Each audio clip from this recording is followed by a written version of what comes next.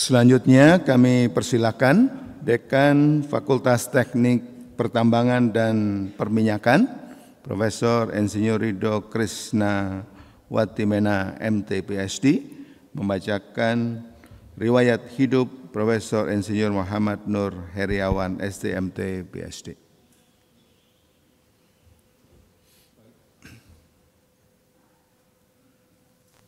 Terima kasih Pak Ketua. Ibu Bapak sekalian, Assalamualaikum warahmatullahi wabarakatuh. Izinkan saya membacakan kurikulum vitae dari Profesor Muhammad Nur Heriawan. Untuk selanjutnya, supaya singkat, akan saya menggunakan Profesor Nur. Profesor Nur dilahirkan di Pati pada tanggal 11 April 1975. Beliau berasal dari kelompok keahlian eksplorasi sumber daya bumi di Fakultas Teknik Pertambangan dan Perminyakan. Menjadi guru besar sejak tanggal 1 Desember 2022. Dalam karir akademiknya, Profesor Nur didampingi oleh istri tercinta, Ibu Alina Rosida, Bu Elin,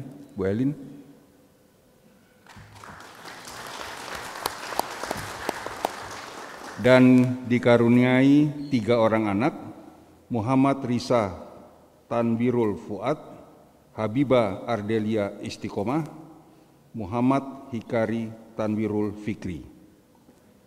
Orang tua yang berbahagia dari Profesor Nur adalah Bapak Muhammad Abu Naim dan Ibu Sunarsi. Profesor Nur menamatkan atau menyelesaikan pendidikan dasar, menengah, dan pendidikan atasnya di Pati, SD Negeri Sidokerto 01 Pati, SMP Negeri 03 Pati, dan SMA Negeri 01 Pati. Kemudian beliau menjadi mahasiswa di program Sarjana Teknik Pertambangan, lulus ITB, lulus tahun 1998, kemudian lulus dari program Magister Geofisika Terapan ITB pada tahun 2000, lulus dari Postgraduate Diploma atau mendapatkan Postgraduate Diploma dalam bidang Mine Geostatistik dari Paris School of Mines pada tahun 2003, kemudian mendapatkan PhD dalam bidang Environmental Science dari University of Kumamoto, Jepang. Dan gelar profesi insinyur didapatkan beliau dari ITB pada tahun 2019. Profesor Nur bergabung menjadi staf pengajar di FTTM sejak tahun 1999. Beberapa jabatan di FTTM yang pernah diampu beliau adalah sebagai manajer laboratorium eksplorasi dan evaluasi bahan galian tahun 2012 sampai 2013, pernah menjadi ketua program studi sarjana teknik pertambangan 2014-2015, menjadi koordinator penelitian 2018-2020, wakil ketua komisi PPM di ITB 2020-2021, dan saat ini menjadi ketua program studi magister dan doktor rekayasa pertambangan. Insya Allah sampai tahun depan kalau tidak diperpanjang. Kegiatan penelitian, bidang penelitian beliau adalah geostatistika terapan, geofisika pertambangan, dan analisis spasio-temporal.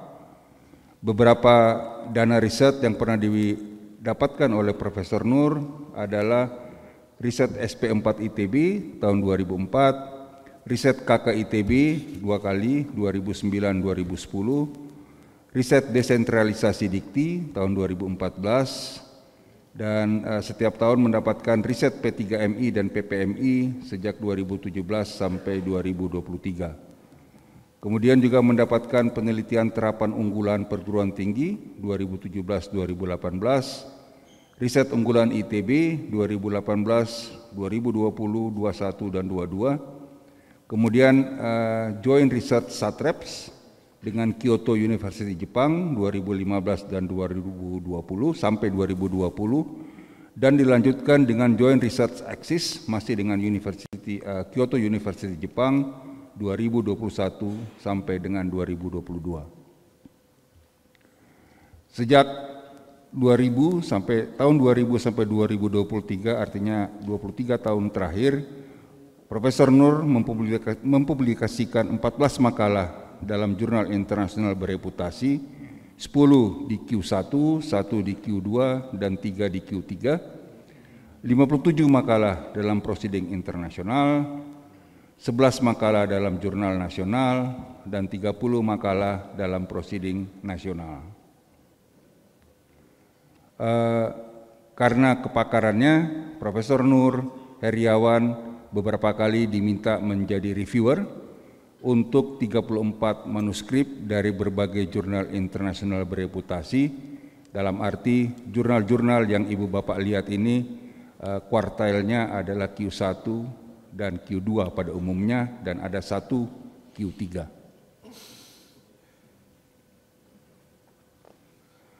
Dalam pembimbingan sejak 2009 sampai 2023, artinya 14 tahun terakhir, Profesor Nur Heriawan telah meluluskan mahasiswa bimbingan sebanyak 65 orang untuk program sarjana, 54 orang untuk program magister, dan 1 mahasiswa untuk program doktor.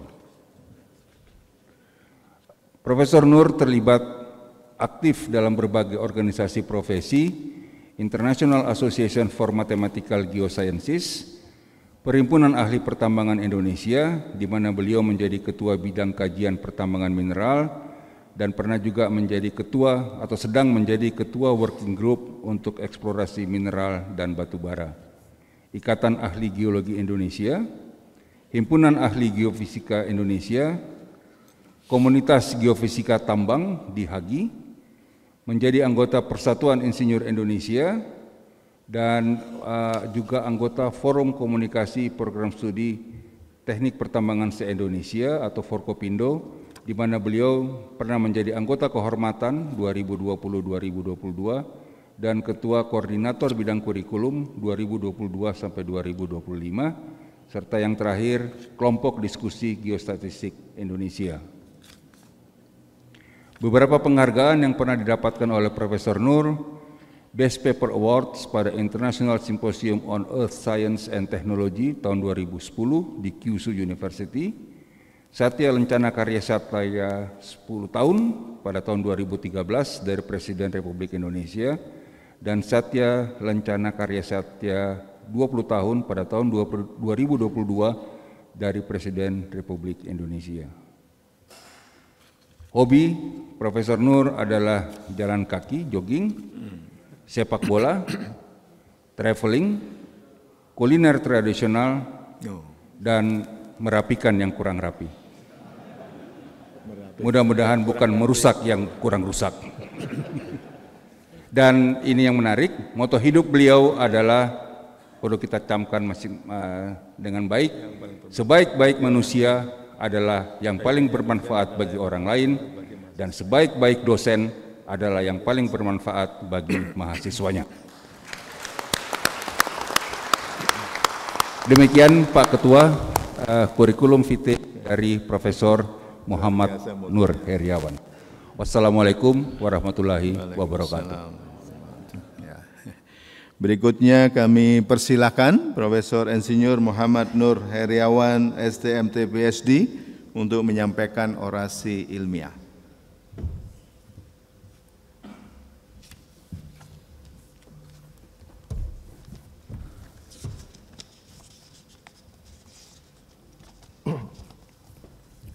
Bismillahirrahmanirrahim.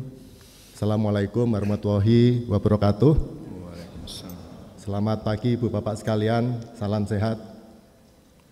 Yang terhormat Ketua Majelis Wali Amanat ITB atau yang mewakili, yang kami hormati Ketua Senat Akademik ITB, Rektor ITB atau yang mewakili, Ketua, Sekretaris, dan anggota Forum Guru Besar ITB, Dekan Fakultas Teknologi Industri ITB atau yang mewakili, Dekan Fakultas Teknik Pertambangan dan Perminyakan ITB, Dekan Fakultas Matematika dan Ilmu Pengetahuan Alam ITB, Ketua Senat Fakultas Teknologi Industri ITB atau yang mewakili, Ketua Senat Fakultas Teknik Pertambangan dan Perminyakan ITB, Ketua Senat Fakultas Matematika dan Ilmu Pengetahuan Alam ITB, Bapak Ibu tamu undangan yang hadir di Aula Barat ITB dan tamu undangan serta rekan-rekan yang hadir secara daring atau online melalui media YouTube. Perkenankan pada pagi hari ini, tanggal 18 November 2023, di tempat yang bersejarah ini, saya Muhammad Nur Heriawan dari FTTM ITB berdiri di hadapan Bapak Ibu dan hadirin sekalian untuk menyampaikan orasi ilmiah dengan judul Geostatistik Terapan dan Peluang Pengembangannya dalam Evaluasi dan Pemodelan Sumber Daya Bumi. Outline dari orasi ilmiah ini kami bagi menjadi 6 bagian. Yang pertama, kami akan menjelaskan mengapa pentingnya geostatistik. Kemudian kami akan sharing penerapan geostatistik dalam evaluasi sumber daya mineral dan batu bara. Selain itu juga isu yang lagi hot di industri adalah analisis spasi lubang bor. Kemudian penerapan geostatistik dalam prospeksi dan evaluasi potensi panas bumi. Kemudian beberapa peluang pengembangan dalam pemodelan geostatistik. Dan diakhiri dengan penutup.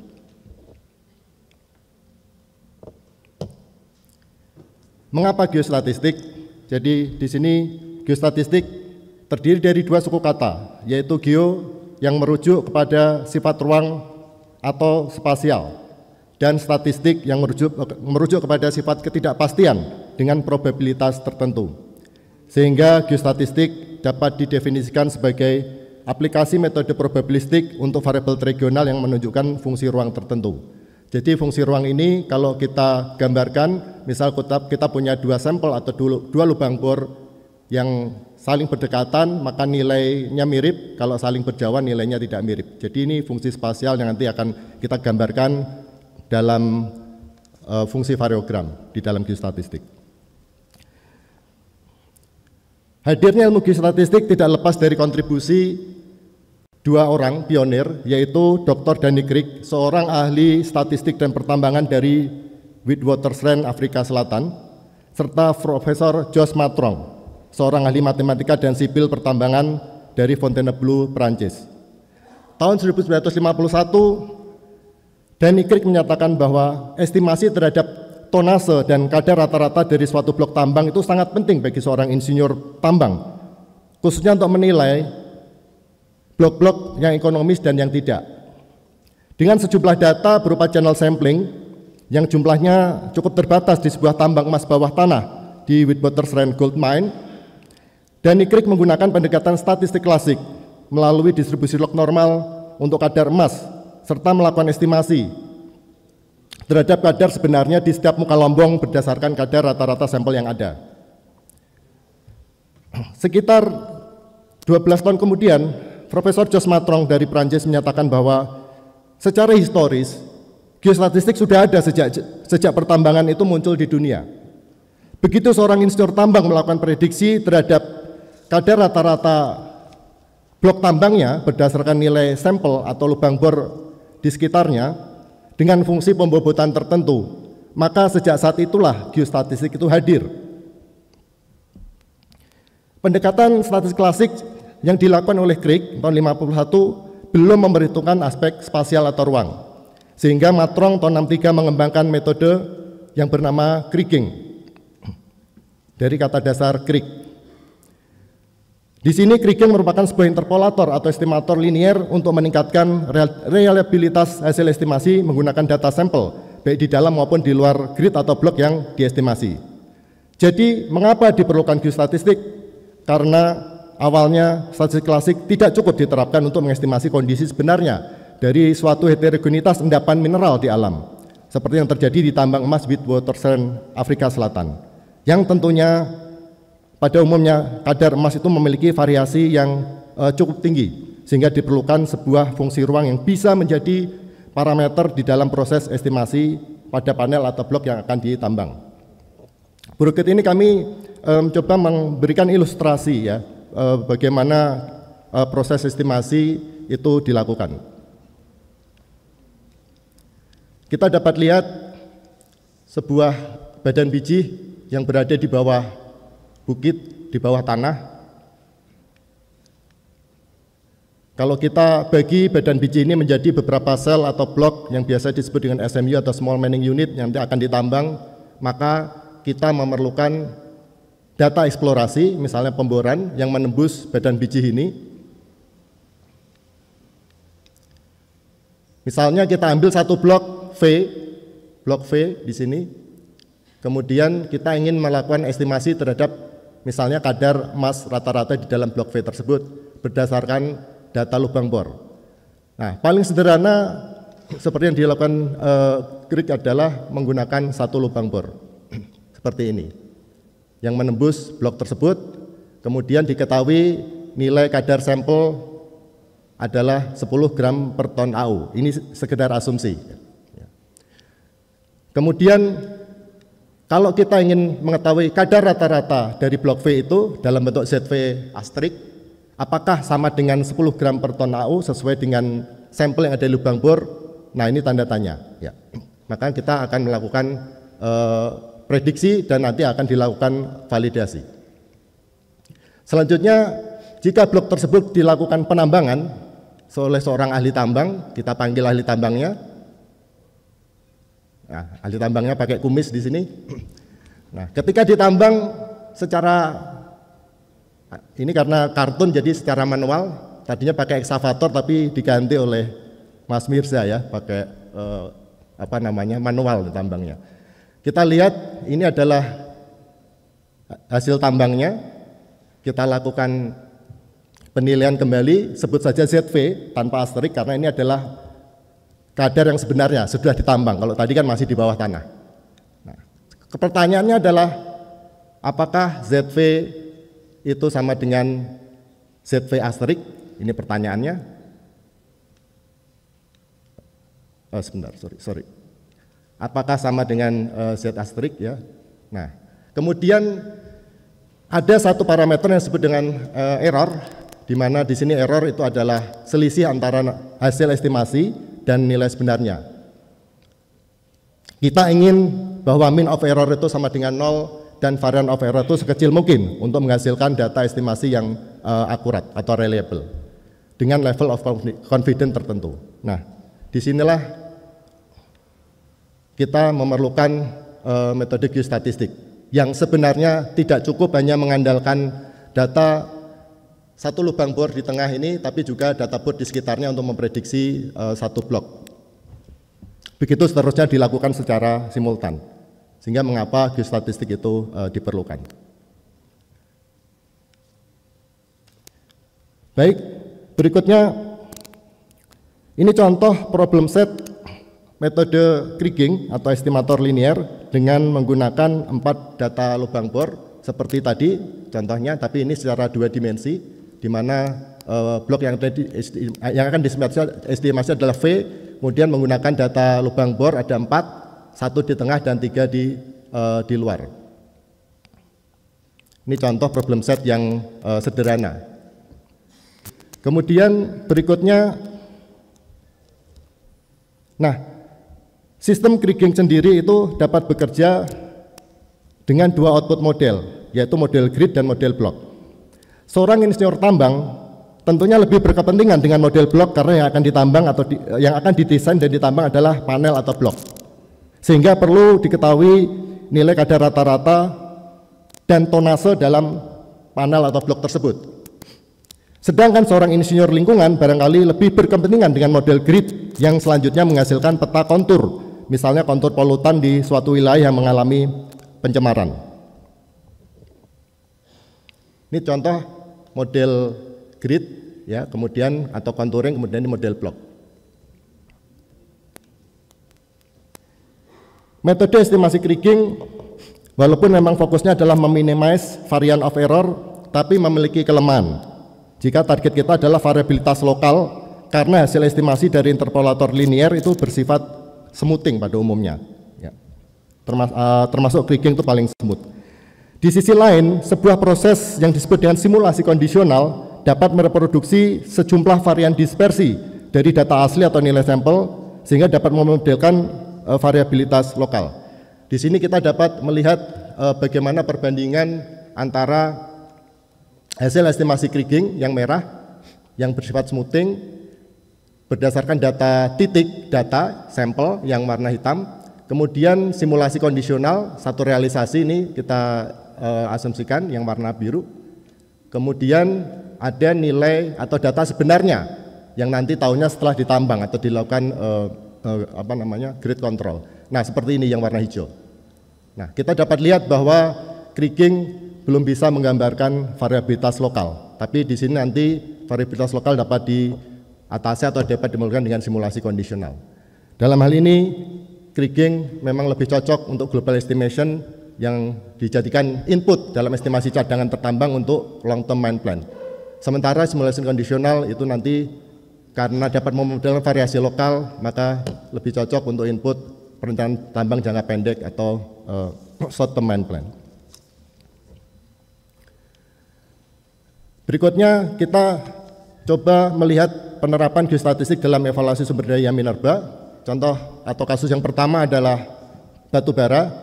Di sini dari formasi Tanjung, Cekungan Barito, Kalimantan Selatan. Kita bekerja dengan dua dimensi. Contohnya ada 4 lapisan batu bara. Bapak Ibu bisa saksikan di sini. Kemudian kita akan mengestimasi tonase dari 4 SIM tersebut, kemudian kita ingin menghitung stripping ratio. Dan di sini ada juga constraint kualitas batu bara, khususnya untuk total sulfur yang tidak lebih dari 1. Ya. Di sini kriging bekerja dengan cepat untuk memprediksi in situ, cadangan in situ di tambang ini. Berikutnya, ini masih untuk batu bara, kasus kedua, kita mencoba untuk bermain dengan data multivariate atau bivariate, di mana kita melakukan covariable, mendapatkan mengenerate covariable pasangan data dari setiap kualitas, parameter kualitas dan ketebalan batu bara untuk setiap SIM. Di sini kita dapat lihat bahwa analisis statistik, ya, misalnya korelasi statistik yang rendah itu ternyata tidak mencerminkan bahwa secara spasial korelasinya juga rendah. Dapat dilihat di sini sebagai contoh.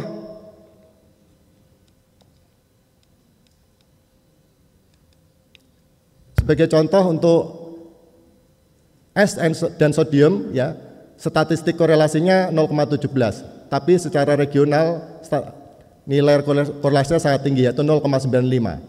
Nah, korelasi spasial ini telah memperhitungkan spasi lubang bor, di mana pada spasi lubang bor 500 sampai 2000 meter misalnya, es dan sodium itu memiliki korelasi yang tinggi, ya. Dan seterusnya. Ya. Baik, berikutnya untuk studi kasus ketiga, kami menunjukkan perbandingan antara hasil estimasi kriging untuk coal accumulation, yaitu ketebalan kali densitas batu bara. Kita lihat sifat kriging yang smoothing, ya, dibandingkan dengan hasil simulasi kondisional yang menggambarkan variabilitas lokal untuk coal accumulation di lokasi ini. Berikutnya adalah kita ingin membahas mengenai geostatistik multivarian lebih lanjut, di mana kalau kita ingin melakukan pemodelan badan biji, terutama elevasi, misalnya elevasi ore body ataupun bedrock, ada C2, C1 di sini menggunakan data lubang bor di A misalnya yang hanya menembus bedrock, kemudian di B itu hanya menembus top dari ore body. Bagaimana kita nanti melakukan prediksi di titik O? Geostatistik multivarian bisa melakukan kombinasi data bor di titik A dan titik B untuk memprediksi top dari ore body dan top dari bedrock di titik O.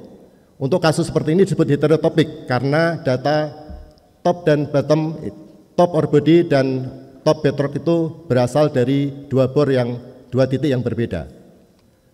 Ini kasus berikutnya adalah kasus isotopik, di mana masing-masing top ore body dan top bedrock itu didapatkan dari titik yang sama.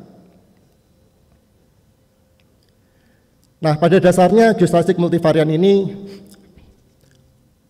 lebih powerful, lebih bermanfaat untuk meningkatkan akurasi dari proses estimasi atau simulasi terhadap satu variabel atau yang disebut dengan variabel primer berdasarkan keberadaan variabel yang lain atau sekunder yang nantinya disebut sebagai kovariabel.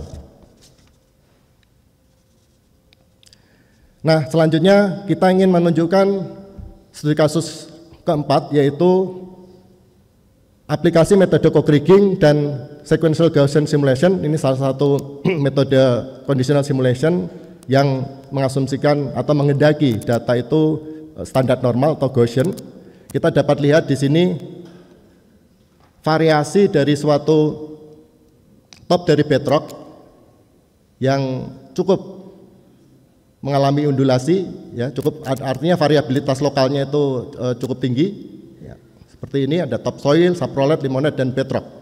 Nah, kalau kita lihat grafik hasil prediksi atau estimasi yang grafik yang warna merah ini di salah satu site di Halmahera Timur, yang warna merah bersifat smoothing ini dengan co-kriging. Tapi dengan conditional simulation kita dapat lihat ini 4 realisasi dari 100 realisasi yang kita generate dari conditional sequential Gaussian simulation. Nah, kalau kita ingin memilih mana model yang tepat, misal kita memilih model yang nilai minimum dari hasil conditional simulation, dapat kita lihat. Nah, jadi ini yang kita akan pilih sebagai model elevasi atau top dari bedrock, lebih sesuai dengan kondisi real di lapangan daripada co-kriging yang bersifat smoothing.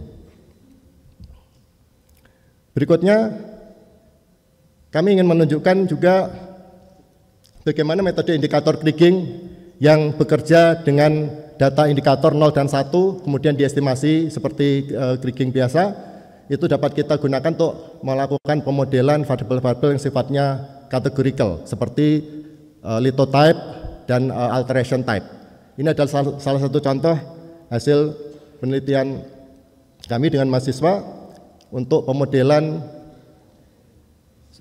dalam 2 dimensi untuk pemodelan zona alterasi dan zona batuan litologi, dan dari hasil indikator kriging ini di mana hasilnya adalah berupa probability antara 0 sampai 1, kita dapat menghitung probabilitas bersama kehadiran satu jenis alterasi berhubungan dengan satu jenis litologi, dan kita juga dapat menghitung probabilitas bersyarat. Di sisi lain, kami juga melakukan pemodelan di suatu tambang bawah tanah, emas bawah tanah untuk tipe urat, yaitu model alterasi juga dan model RMR atau kelas batuan. Di sini kita dapat melihat bagaimana RMR atau kelas batuan itu berkorelasi dengan jenis alterasi tertentu yang sudah dimodelkan menggunakan data indikator. Berikutnya kami juga mencoba penerapan geostatistik untuk endapan timah primer. Di dalam endapan timah primer ini kami memodelkan probabilitas densitas struktur kelurusan yang digenerate dari digital elevation model. Kemudian juga kami dalam waktu yang sama melakukan pemodelan probabilitas intensitas alterasi yang tinggi. Di sini dapat kita lihat contohnya di lingkaran yang kuning itu probabilitas densitas struktur kelurusan yang tinggi, relatif tinggi itu memiliki korelasi spasial dengan probabilitas intensitas alterasi yang tinggi. Kemudian di sisi lain juga kami melakukan pemodelan posisi bedrock untuk endapan timah aluvial menggunakan kombinasi data pemboran eksplorasi dan juga hasil pengukuran georadar di Bangka. Kemudian kami validasi dengan beberapa titik bor validasi. Dan sini dari hasil conditional simulation, terutama sequential Gaussian co-simulation, karena kami menggunakan 2 variabel di waktu yang sama, maka kami di sini misalnya memilih nilai kuartil 1 dari 30 realisasi yang di-generate oleh sequential Gaussian co-simulation tersebut untuk mewakili batas dari bedrock. Ini khususnya untuk daerah hasil penambangan. Sisa hasil pengolahan atau daerah tiling. Nah, berikutnya analisis spasi lubang bor. Ya, ini analisis dari spasi lubang bor, terutama kawan-kawan di industri biasanya menggunakan metode ini untuk mengevaluasi apakah lubang bor yang ada itu sudah mencukupi untuk kriteria sumber daya tertentu. Yang paling banyak digunakan adalah global estimation varian, di mana dia mengasumsikan satu titik bor itu mewakili grid atau blok yang akan diestimasi, kemudian dilakukan perhitungan relatif errornya. Ini pernah dipakai, kita gunakan untuk satu site di Muara Enim, hasilnya seperti ini, ya. Dan ternyata setelah kita cross check dengan SNI, dia bersesuaian. Berikutnya, analisis spasi lubang bor ini mengalami sedikit kendala atau tantangan ketika data itu mengalami atau mengandung tren di mana ketebalan atau kualitas batu bara itu menerus ke arah tertentu, ya. Misalnya semakin tinggi atau semakin rendah ke arah tertentu. Kita dapat melakukan declustering spasial, membagi beberapa zona berdasarkan sebaran statistik untuk meminimize faktor ini sehingga mendapatkan data yang lebih stasioner. Ini contoh yang lain untuk timah aluvial, di mana kami mencoba drill spacing analysis ini untuk mengestimasi berapa sih spasi lubang bor yang sesuai untuk mineral ikutan timah, yang tentunya harus lebih rapat daripada pemboran untuk timah itu sendiri atau kasitrit. Untuk evaluasi dan prospeksi panas bumi, di sini penerapan geostatistik, contohnya adalah dari pemodelan pengamatan konsentrasi gas radon di Wayang Windu. Kita melakukan collocated co-kriging untuk memodelkan sebaran gas radon dengan menggunakan variabel sekundernya adalah struktur kelurusan dari digital terrain model resolusi tinggi. Kemudian datanya kita olah lagi dengan fuzzy logic. Di sini dapat dilihat peta ada 3 periode karena kita melakukan temporal modeling juga, fungsi waktu. Yang merah ini adalah data dengan probabilitas near surface yang tinggi dan kita overlay dengan data produksi, itu bersesuaian. Data sumber produksi maksudnya. Kemudian berikutnya untuk studi kasus kedua, kami memodelkan total loss circulation dari pemboran yang kita terjemahkan menjadi zona permeable di bawah permukaan.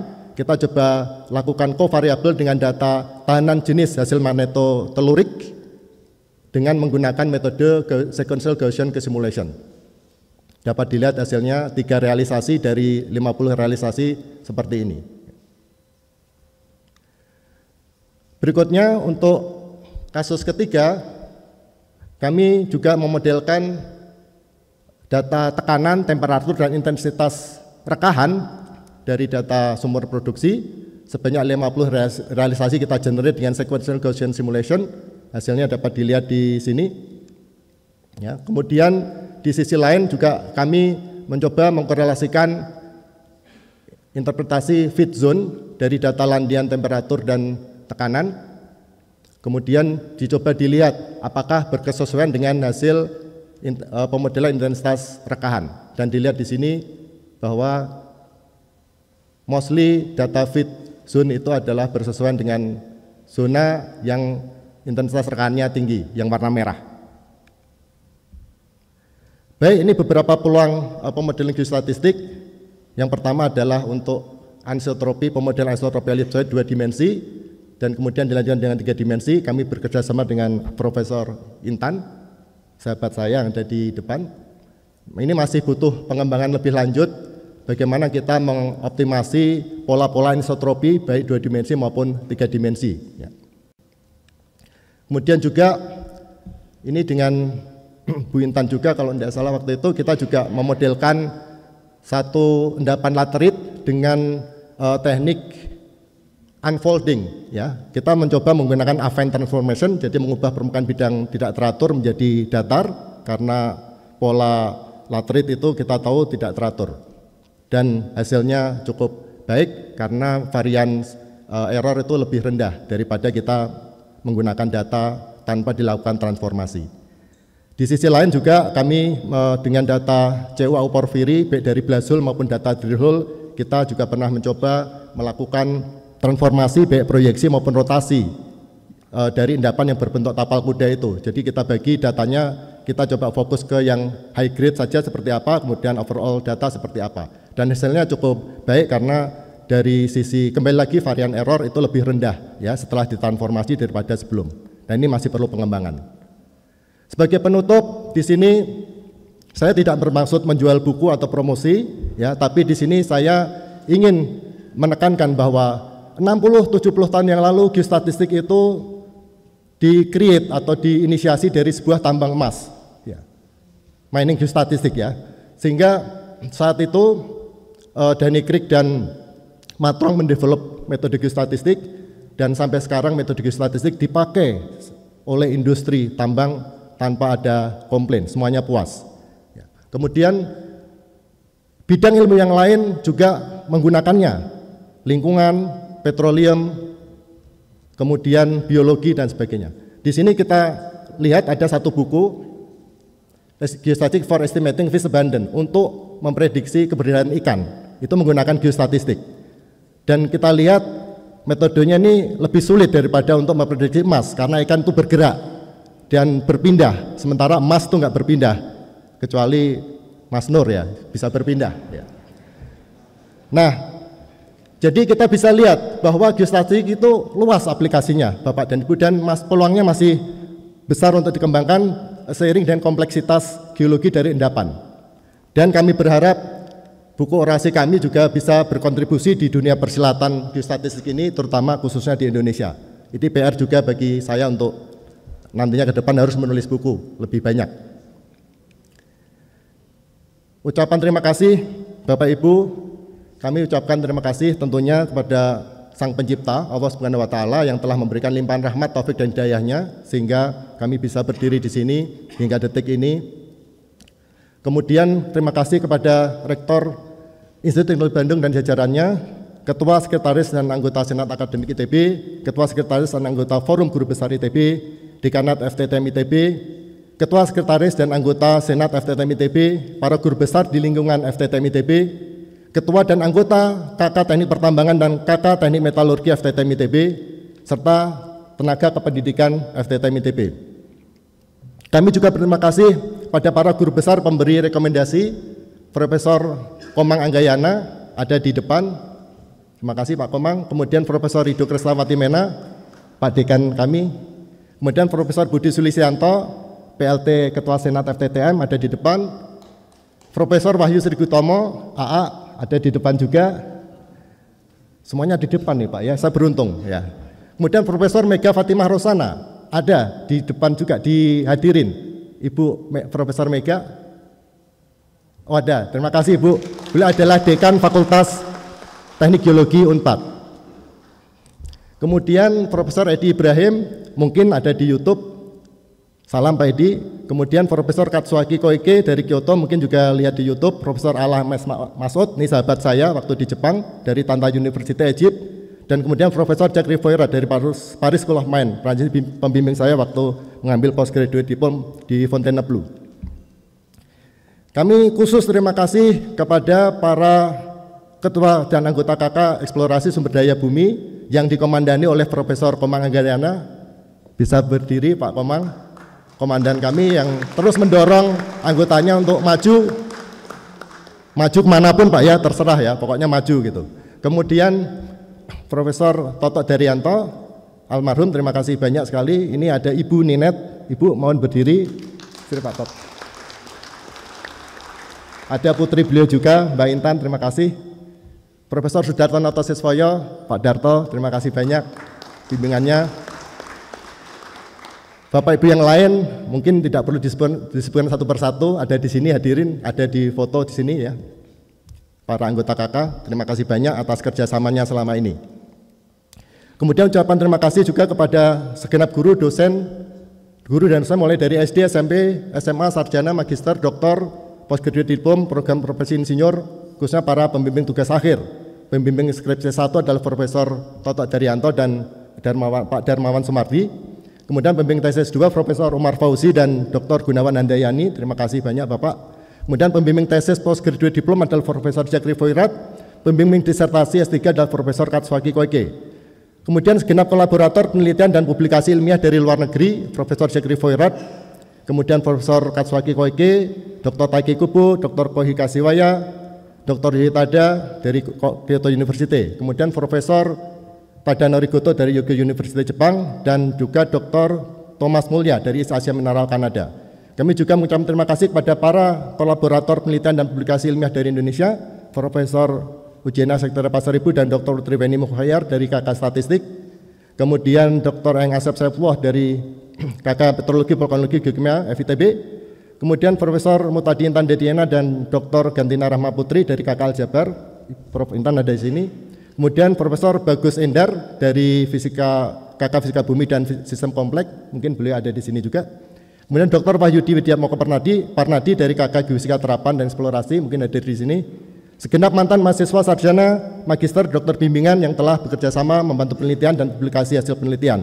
Kami juga mengucapkan terima kasih kepada kolaborator dari luar ITB, baik dari perguruan tinggi maupun industri yang tidak dapat kami sebutkan satu persatu. Selanjutnya, khusus ucapan terima kasih ke Ayahanda Muhammad Abu Naim, Ibunda Sunarsi, kemudian ayah dan ibu mertua, Ayahanda Madi dan Ibunda Noamah. Ibunda Noamah ada di sini. Terima kasih banyak atas doanya siang dan malam. Tentunya saya dapat berdiri di sini. Kemudian istri saya, Alina Rosida, terima kasih banyak atas semangat, memberikan semangat dan motivasi siang dan malam, artinya 24 jam non-stop motivasinya. Kemudian anak-anak tercinta, Muhammad Riza Tanwirul Fuad, sedang S2 di Tokyo Tech, Jepang. Kemudian Habibah Delia Istiqomah, mahasiswi Teknik Lingkungan ITB, International Kelas. Kemudian Muhammad Dikari Tanwirul Fikri, kelas 3 SMA di Alsen. Atas doanya juga. Kemudian adik saya, adik kandung ada 2 orang, Dwi Nur Fajarwati datang di sini mewakili orang tua. Kemudian Muhammad Aziz Kurniawan, terima kasih atas doanya dan supportnya. Kakak dan adik ipar, di sini ada Afia Suwana, Mbak Evi ada di sini, Mas Azhar Kamal ada, terima kasih. Kemudian Atikan Eliza, Alfian Nur Zaman dan Dek Dwi Muslimin ada di sini. Berikutnya,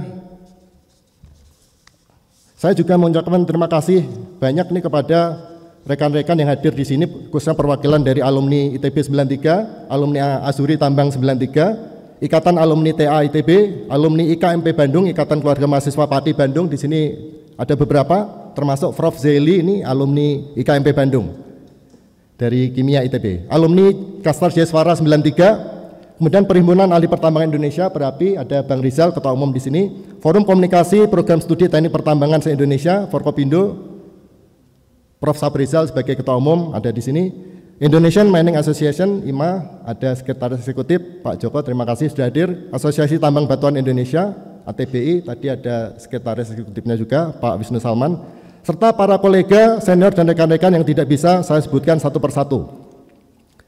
Sebelum membacakan kode etik kehormatan guru besar, mohon saya membacakan pantun untuk pengingat diri saya sendiri. Amalan yang mulia adalah sedekah, membawa berkah dan bekal menuju surga. Jabatan guru besar hanyalah titipan Allah, tetaplah amanah dan bermanfaat bagi umat dan negara.